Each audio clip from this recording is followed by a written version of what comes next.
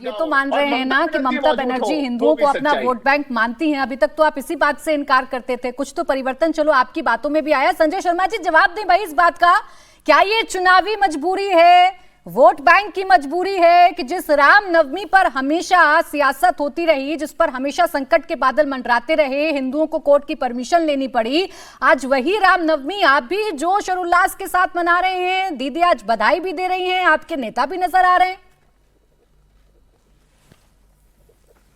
प्राची जी, मैं स्पष्ट रूप से कह दूं, आज सबसे पहले आप सबको रामनवमी की बधाई दे दूं।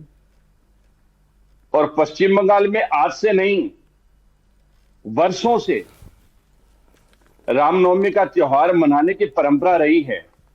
रामनवमी के दिन शोभा यात्राएं वगैरह निकलती रही है, श्री राम जी की झांकियां निकलती रही है, और आज लगभग 4000 गांवों शहरों में रामनवमी बहुत धूमधाम के साथ होती है। बाकी अनगिनत जगहों पर होती, कहीं कोई रुकावट नहीं है। मैं अभी जहां बैठा हूं, यहां उत्तर पूर्वी भारत का सबसे बड़ा रामनवमी महोत्सव होता है, और इसमें सभी जाति धर्म निर्विशेष सभी लोग शामिल होते हैं। कल हमारे शहर की सड़कों पर सारा माहौल मतलब राममय होगा, श्री राममय होगा, और इतनी धूम रहेगी। और आज से नहीं है, और उस रामनवमी के जुलूस में, शोभा यात्रा में सभी पार्टियों के लोग शामिल रहते हैं, कोई अछूता नहीं रहता, और ये बहुत प्रेम से मनाते हैं हम लोग। नहीं, ये बात तो आप उन लोगों को समझाइए ना संजय शर्मा जी, ये बात तो आप उन लोगों को समझाइए जिन्हें आज भी शोभा यात्रा निकालने के लिए हाई कोर्ट का दरवाजा खटखटाना पड़ता है, परमिशन लेनी पड़ती है।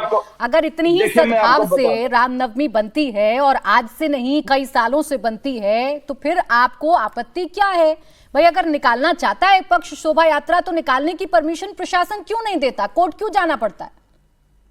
ये लोग मुगालते में हैं। 4000 से ज्यादा सवामणि के श्री रामनवमी के महोत्सव निकलते हैं, और इस पे श्री सवामणि का प्रसाद भी लगाया जाता है अनगिनत संख्या में। उसमें कोई एक जगह यदि हाई कोर्ट हो गया, प्रशासन के पास नहीं हुआ, कुछ डिस्प्यूट हो गई, हाई कोर्ट में लोग चले गए, तो कौन सा पहाड़ टूट पड़ा? सारा बंगाल श्री राममय होता है, और इन्हें मानसिक मोतियाबिंद हो गया है, इन्हें दिख नहीं रहा है। और जो बंगाल में माहौल है, अभी मैं आपको बताता हूं, जैसे चुनाव का माहौल है, इनके 11 जिलों में इनके जिला कार्यालय को इनके पार्टी के कार्यकर्ताओं ने तोड़फोड़ के रख दिया।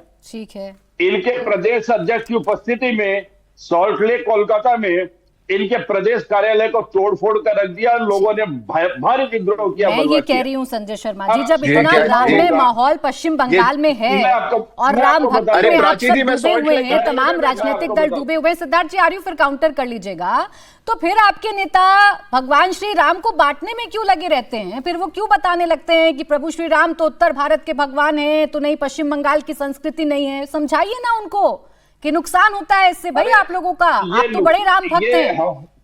हमारे लोग इन जनरल ऐसा नहीं करते, और श्री रामचंद्र जी के बारे में, भगवान श्री राम के बारे में हमें बाहर से सीखने की भी आवश्यकता नहीं है।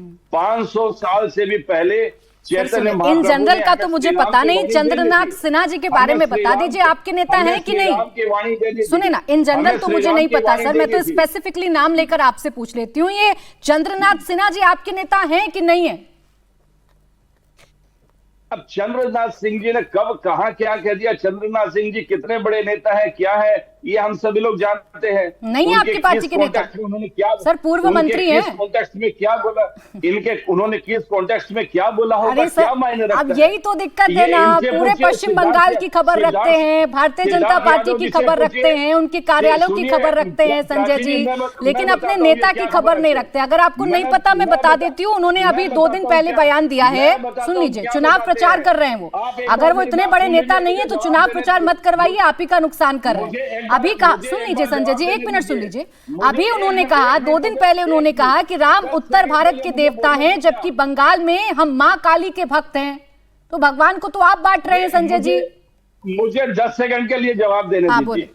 उन्होंने उत्तर भारत के देवता कह दिया, उनमें सुधार की आवश्यकता है, और मैं इस बात को स्वीकार करता हूं। 1 नंबर 2, उत्तर भारत में ही यूपी के नेता नरेश अग्रवाल देश की संसद में बैठकर क्या कहा था उसको याद कर लीजिए। किसमें कौन बसे, किसमें कौन चलिए इस बसे, बात का जवाब और ले ये लेती लोग हूँ हमें भाई, उन्होंने तो अपनी सिखाएंगे, भूल ये स्वीकार लोग कर हमें ली सिखाएंगे। सिद्धार्थ यादव जी, और ये कितना अपने- बदलाव चाहते ये हैं आप ये भाई। अपने लिए अपने बोल- वक्तव्य की शुरुआत ये लोग- संजय जी ने आज और रामनवमी मैं एक की चीज शुभकामनाओं कहती- के साथ की है। वो कितने बड़े राम भक्त हैं ये भी बता रहे हैं। उनके नेता से कोई भूल हो गई तो भाई टीवी पर आकर उसे स्वीकार रहे ना, और क्या चाहिए भैया आपको? इससे ज्यादा अच्छा माहौल क्या हो सकता है पश्चिम बंगाल में? ये तो प्राची जी बहुत अच्छी बात हो गई है। हम अपेक्षाएं इतनी कम कर लें कि पूरी सरकार आए, हिंदुओं को गाली दे, रोज हिंदुओं के खिलाफ बोले, फिर कोई एक प्रवक्ता को टीवी पे बैठाए। ये प्राची जी ये क्या तरीका हुआ? संजय जी चुप हो जाइए, सुन लिया आपकी बात, 5 मिनट बोल रहे थे, चुप हो जाइए। मैं बोलूंगा उसके बाद बोल लीजिएगा। प्राची जी इनको 2 मिनट और बुलवा लीजिए, आप इन्हीं को बुलवा लीजिए। संजय जी रुक जाइए। बोलते रहिए, बोलते रहिए, आपका देखिए, आपसे मैंने लगातार सवाल बोलो आप। पूछा।